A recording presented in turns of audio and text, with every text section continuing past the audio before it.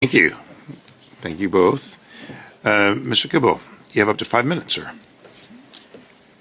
Thank you, Mr. Chair, and apologies to Mr. Lester. Sometimes you get forgotten when you're online there, and I appreciate your reminder about the additional costs operating in the North. You mentioned up to 14 years to approve projects. Could you give some specific steps that you'd like to see to speed up this ridiculous length of time of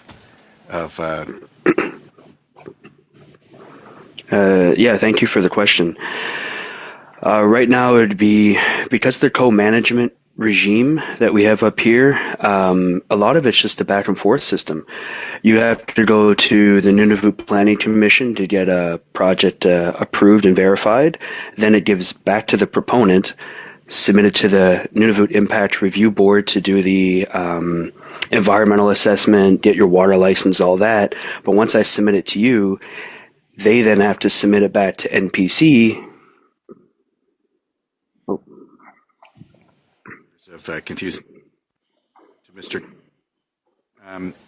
While we're reestablishing communications, you said that we're providing nickel for under construction Navy and Coast Guard ships by the tons. Are we going to be Mr. Chair, providing? perhaps we can ask the witness to finish his answer before we. Mr. Lester, I'll give you the extra time. Thank you. Yeah, I Okay, just Mr. was Gibble. moving on because No, we were waiting I- to reestablish, and certainly his answer is important. I just didn't want to lose valuable time. No, I'm going to give you that time back. Mr. Lester, can you speak so we can hear you?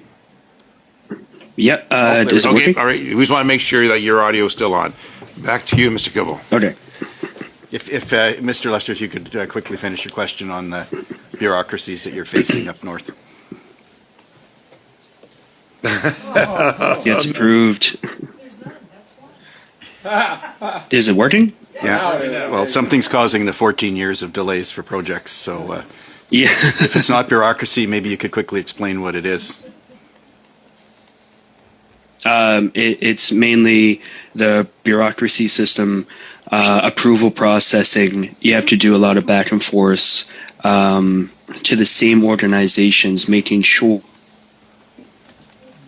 Mr. Lester, we're having once you receive back. Okay, thank you. I hear that. Mr. Gallen, will we be providing nickel for our under construction Navy ships? You mentioned the tons that go into Coast Guard ships and for our future submarines, or will that be coming from other countries?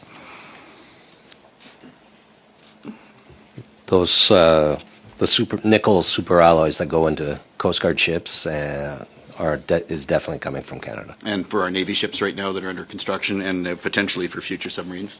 In terms of the submarines, I think that's a matter of request from the selected supplier, but certainly that could be something supplied from within Canada. Thank you. As we've identified here today, and I was also at the Munich Security Conference, and our allies certainly identify that this is critical minerals are key for our defense, NATO's defense, global security, and we've identified the need to expedite. So should we be putting aside our net zero ideology just to get on with our supply chains to protect our country, protect our allies, and start building stockpiles and ultimately building Western security? There was a lot in that question. Is there something you'd like me to focus on specific? Should we be look, we've identified that this is critical for national security, for global security. We need to get on with this. We're dealing with 14 years of bureaucracy, taxes that are crippling us versus our competitors. Should we be putting that aside and saying, look, this is a time to get on and start building? And so should we be putting this bureaucracy aside, be it net zero ideology, taxes, et cetera, et cetera? The production and processing of minerals should be job number one for Canada's economy and for its national defense. Okay, thank you. Anyone else want to add for that? Hesitant, okay. Mr. Lester? I'm too scared to give this a try now.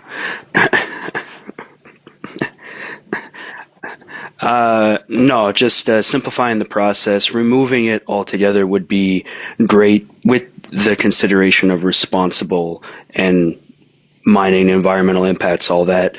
The regulatory process is just too cumbersome, I think, at times, and a little too duplicative in others.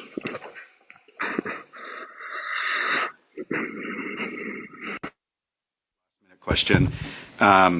We've heard of predatory pricing from China and predatory pricing from China. Is China an economic or strategic threat to our mining industry?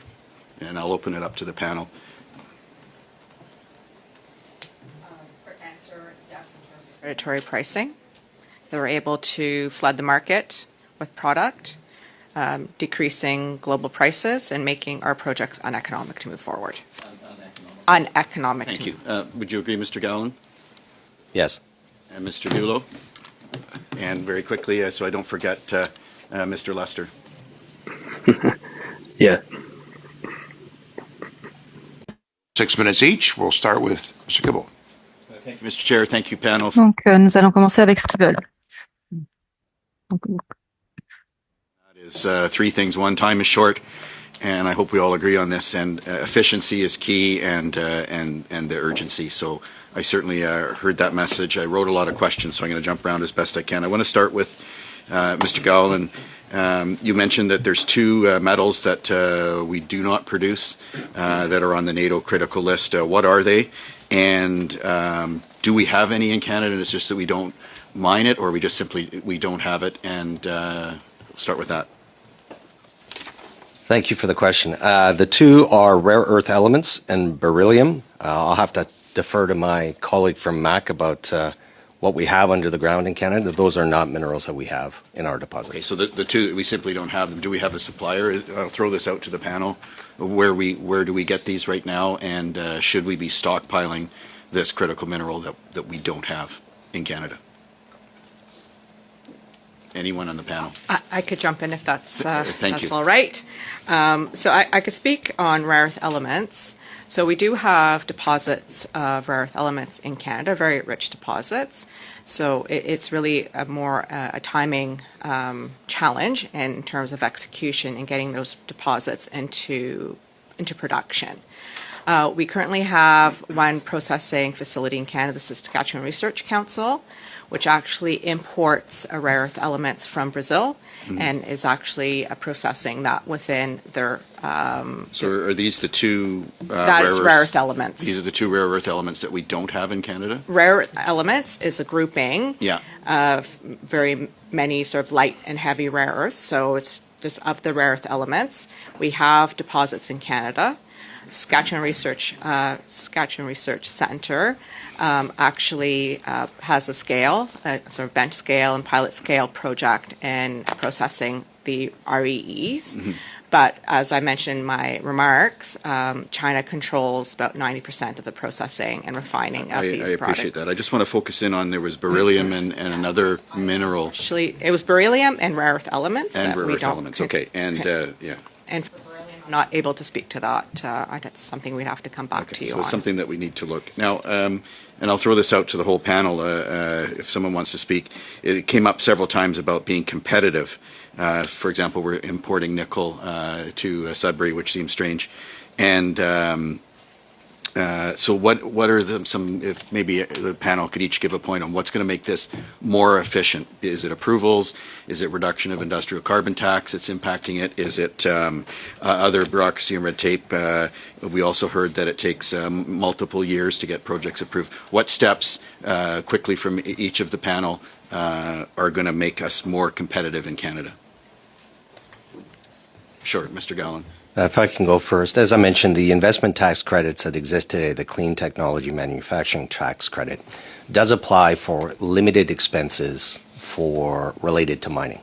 But I'll give you a real example. I can buy a pickup truck and get a 30% discount to drive that around its surface and not have to bring 1 ton of nickel to surface. But the cost of ventilation to keep our workers breathing underground, the electricity to power our equipment underground, even the bolting to protect our drifts underground, our tunnels underground from collapsing, not one of those expenses is eligible. So the fact that we have to go further and deeper in Canada with existing mines, again, we're not running out of minerals, the cost gets greater and greater with greater depth. And so some of those expenses are not eligible. And I just a quick follow on before I go to the rest of the panel. Tax credit seems more patchwork and helping here and a little bit in there. And I think the example you just gave would not tax cuts across the board be more efficient. And time is critical right now. And for example, industrial carbon tax is going to have huge impact on all of the operations. If you just got rid of that across the board, would that help speed up and make production more competitive in the world? Anything that reduces operating cost or capital costs would be of great help. Thank you, Mr. Goulot.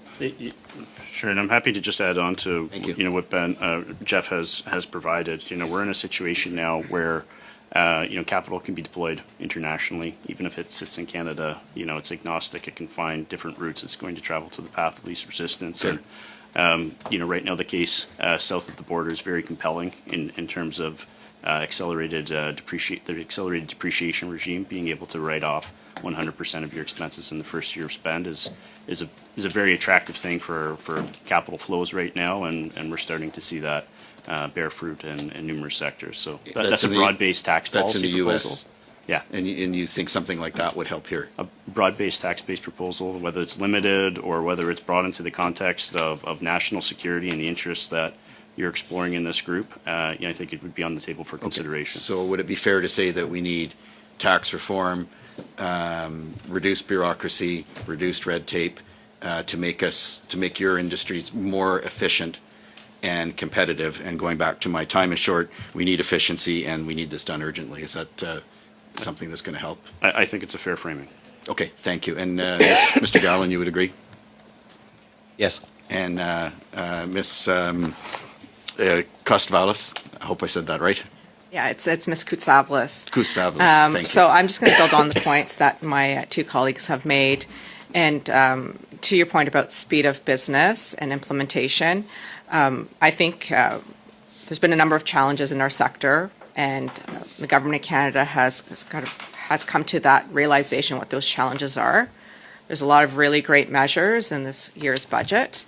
There's the G7 Critical Minerals Production Alliance. There's also, a wonderful partnership, international cooperation, and supporting projects in Canada. What my one point would be is how can we implement those programs, that funding, the policies and budget as quickly as possible. Thank you.